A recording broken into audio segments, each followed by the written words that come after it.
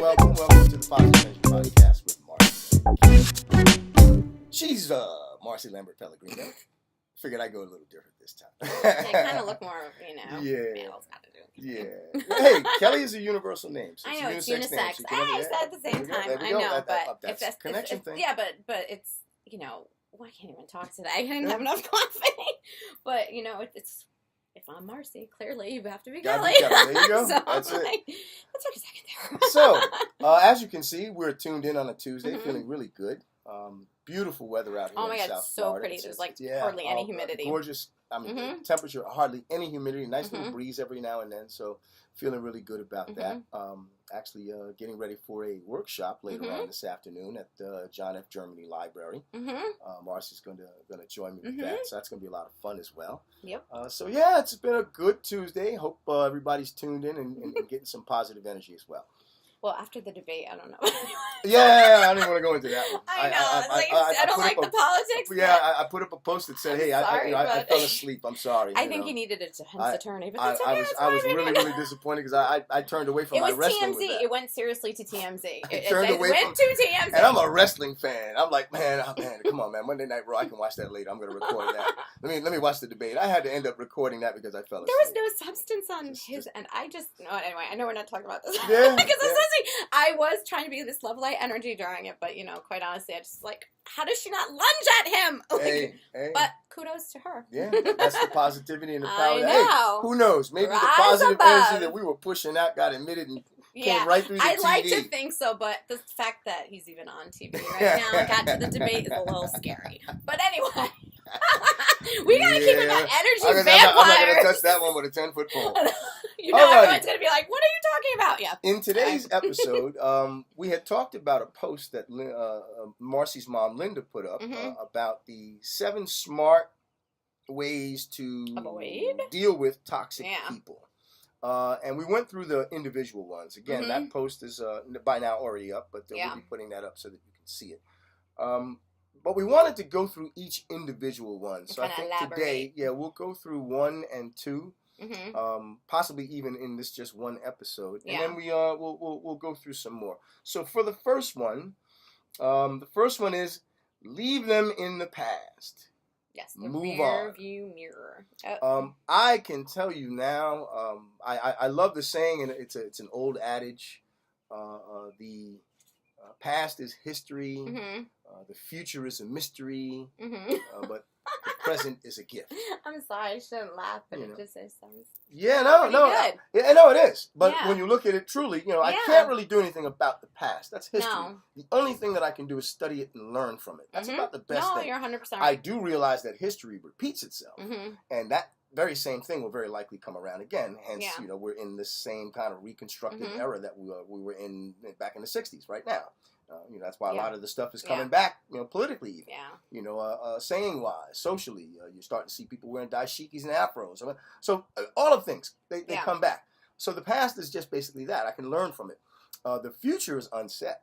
So I don't know. It's unknown. And for a lot of folks, the future is frightening. But the present is now. And for me, the here and now is truly, it's a gift. It's a present. Yeah. And you have to be present. We've had this whole thing. You have to be present. You have to be actively. Because that's what you can do something about. So the idea of letting go and just moving on, that is so critical, especially when dealing with toxic people. We always said never forget, but let go. Correct. Because that baggage is going to hold you. Like I said to you before, and I said to everyone else, I think it took when I was in my early 30s, like 30, 31, to just... finally leave them behind, because it's a discipline. And maybe we can talk about the idea of letting go and moving on. For me, it came a little easier when I realized, okay, I don't need to cling to things. I don't have to have ownership of anything other than my own junk. And that's it. That's the only thing that I really own. And if I claim ownership of my own junk, I better start working on it so that it can no longer be junk. Yeah. But once I realize that that's what I possess, the ownership of my own junk, all of those other things are a lot easier to let go. Too. Yeah, it's kind of fades away. Because it's not mine anyway. Yeah. You know, when we were 2... So it's like you're creating attachments that are completely unnecessary. The attachments. And it's like a block, a cinder block. This goes back to the expectations that we talked about before. I think it all circles back. I mean, all of that stuff everything is interconnected. Yeah. You know, you'll see that. That's why we have the 3 spheres. Yeah, exactly.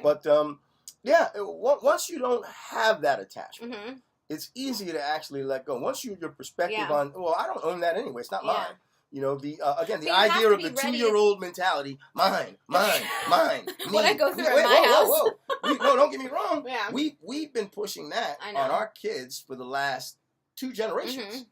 You know, that's why, like, the me generation, you know, became the me generation. You know, and then, you know, we have after them, another generation of kids who have a wild expectations. Like, okay, well, mom's supposed to take care of that. You're supposed to fix this. Like, whoa, wait. Sorry, moms are not doing everything. Yeah, no, I'm supposed to guide you into how to do Mom that. Mom is tapped out. Yeah, there you go. You know, mom's got her own stuff that she's got to fix.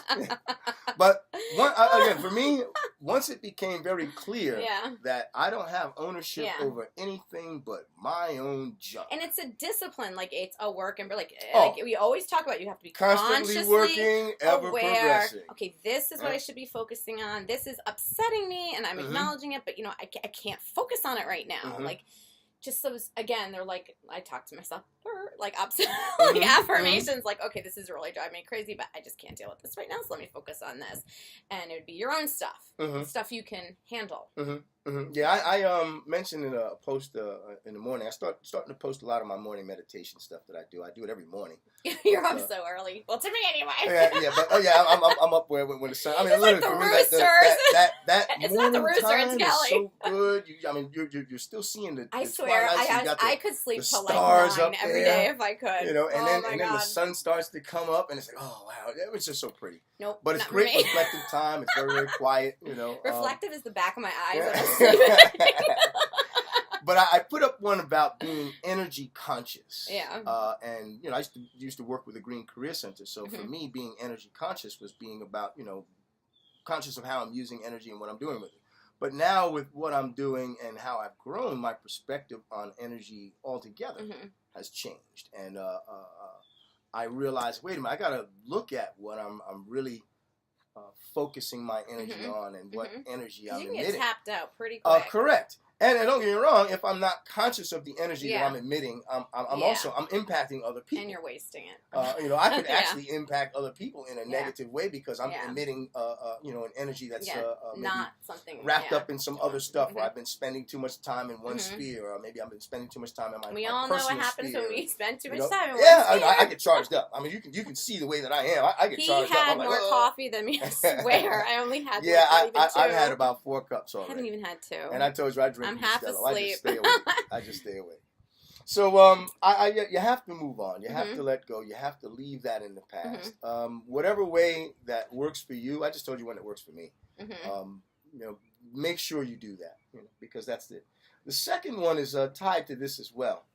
Stop pretending that their toxic behavior is okay. Yeah, that's so enabling them. It's not even funny. And that is, I mean, we have become because you like bend the rules. Nation. I know, and you end up bending the rules for this one and not for that one, and then you wonder why you're just so drained, or you know, you're just, your mind isn't where it should be. It's not as sharp, or you're just focusing on this one's drama or their exhaustion, and because you care so much about them that, you know, it's tapping into you, and you can't do that. You can't do that. You have to do the boundaries. Yes. This ties into that as well. You're actually taking on other people's junk. Their junk. Yeah. You know, you're letting them put their junk on you, and you're actually like taking it. Like you're not a sounding board. Wow, wait a minute, hold on. You're not a sounding board. You're an extra carry-on. Yeah, like, you're loading. I know. And you carry that with you, and it weighs on you. It weighs you down. You can't, you know, excuse wrong behavior. Especially behavior that's toxic toward you. And it's not just necessarily wrong behavior, it's also behavior that affects you. Yeah, thank you. Because, like, you're entitled to your opinion if somebody's ticking you off or giving you too much junk. Like, you know, like, okay, this is great, you got your feelings out. Okay, well, what can you do about it? Let's be a little proactive. Or maybe you've done everything you can, you kind of just have to wait it out. You don't need to hear about it every 2 minutes. So then every time you see that person, it's like you get this huge update. And I know my mom is probably laughing because this was me in my 20s, but like this huge update, you know? Yeah, let me correct. I'm glad you corrected because I usually don't use. You. I just no. You did for me. Those are mind checks for me. I usually don't use words like wrong or right because those are very judgmental words. That is all based on one's perspective. Mm-hmm. What is wrong for me right now in this given situation? 3 years from now may be right. Yeah. It's based upon my perspective. Someone may call you out on your stuff and you're like, you know what, you're right. I really didn't want to use the word I usually key into is effectiveness and that. So I'm really glad that you corrected that for me because that's really where I want to go with that. Well, I'm just thinking because there's some people that I can tolerate them, dramatizing things a little bit. And other ones, it's just like they will just feed and feed and being like, like a barnacle. Just like on you, and it's like... And I know you're I'm enabling them too, because what's good for one, I say, is not good for the other. But they take different lengths of energy out of me. So that's where I have to draw. Yeah, I have a saying I use called "call people on their junk." Yeah, I'll tell you now, and I tell that to all of my friends. Please call me on my bullcrap, man, because I don't want it. If you're my friend, you're going to do that. To do that. You don't want me to carry around junk that's weighing me down. You're going to want to help me. So. Call me on that, especially if what I'm talking is inconsistent with what I'm living. No way, that makes me a hypocrite. I don't want that. A hypocrisy is the worst thing that I could possibly have. So, call someone on their junk, but call them responsibly. Yeah. Remember, you're calling someone on the junk because it comes from a position of care. For them. Caring and love, not devaluing. There you go. Yeah. And it comes from that place. It's not me throwing a dart. And some people are more sensitive, which we've all been there. So you kind of have to be like, don't take this the wrong way, but... And I want to make sure I'm very clear on that. It's not me throwing a dart at them. Because sometimes we'll hold something. That's why I'll call someone on their junk very quickly because I don't want that to fester in me about something. And the thing, too, is if someone's And then I'll wait for the opportunity to say, oh, you did so-and-so. Boom! And I'll shoot that dart back at him. Yeah. No. Remember when you did so that? Yeah, that's terrible. But if you can't do that. someone's already volatile, they're not going to think very rationally either. So you kind of do have to just be very careful how you word things because you don't want to devalue them. You don't want to hurt them, but you want to just be like, hey, I've noticed or there's anything I can do for you. Or, again, there's boundaries because you can only be a sounding board for so long, and then you got to move on to your stuff. So. Correct. And for me, volatile people. I'm sorry. He has no patience. Volatile. Oh, really? Okay, you want to explode on me? I don't think that's a dude. Don't let the glasses speak. I will take them off and transform into Clark Kent and Superman. Like, boom! They'll be like, oh wow, wait, where'd that come from? Hey, all right, now we're doing the whole superhero thing. The Justice League. But yeah, we want to make sure we keep it positive. Totally. I'm not going to transform. The Hulk is internal. So Munson will attack you. I know, and I'll probably let him too. I told I was doing a workshop with young kids. I told them I'm to the position now where I'm a pugilist. I like to fight, but I like to fight in different ways. My best thing is a pen, man. You've said that before. Yeah, so if someone tries to swing on me, I know how to duck and run. That's what I'm going to do. I'm going to be like, I know how to bob and weave. You must have been an interesting child. I'm going to duck and run, man. Your poor parents must have been on you. Oh, my God. Because, Kelly's always getting into trouble. Yeah, I realize things can escalate into something really bad very quickly. It's like, no, I'm not trying to escalate into anything bad. Call me whatever you want, but you're calling me that from a distance. I'll take it. I'll take it. I don't mind. I know who I am. I'm real comfortable in the skin that I'm in. So. Aww. Yeah. Alrighty, so we've had a great episode. Love talking with you all the time. Keep tuning in. Next time we'll give you 2 more from the 7. I guess we'll go 2 at a time, and then maybe the last one we'll do 3. Unless we just keep talking randomly. But yeah, we can do that too. We can go on all day. We come up with such tangents. Anyway, love, light, energy. Love, light, energy. Bye.